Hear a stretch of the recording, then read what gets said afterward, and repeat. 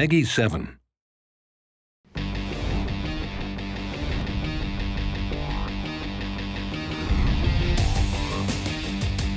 really cool thing about our tracks in itself, for starters, is that each track has in it far more content than any other racing game's track. In a regular racing game, when you race track number 1, you can play that game for 20 hours. You go back to track number 1, it's still the same track you played originally.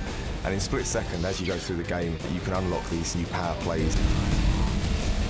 And we also have lots of split routes that are opened by triggering explosions in the environment and destruction.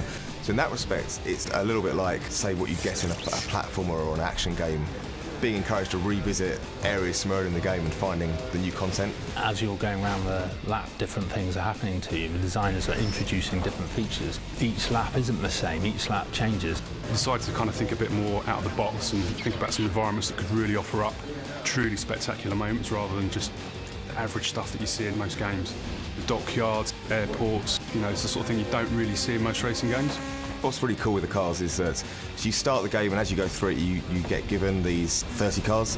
You get awarded them by winning episodes in the TV show. And as you play through the game and you unlock certain achievements, these achievements are actually represented on your car as decals. So when you're racing online, you see some guy in his car's covered in stickers, you know he's an expert, and be careful. And if it's a slightly emptier car, they're pretty new to the game. It really means that the car itself, it actually evolves with you as you play the game. We kind of wanted to steer clear of kind of compact cars and hot hatches. We wanted something that feels big, meaty, that feels like it's, it could handle the kind of destruction that's been thrown at it by the game.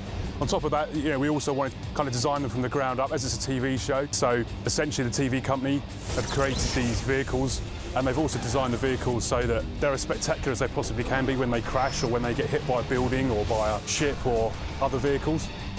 We didn't want one car to be miles faster than others. Ultimately, they all need to be competitive. So really, it's more about their handling characteristics rather than their handling abilities. If someone wants to take the car from the start all the way through the game, they can do.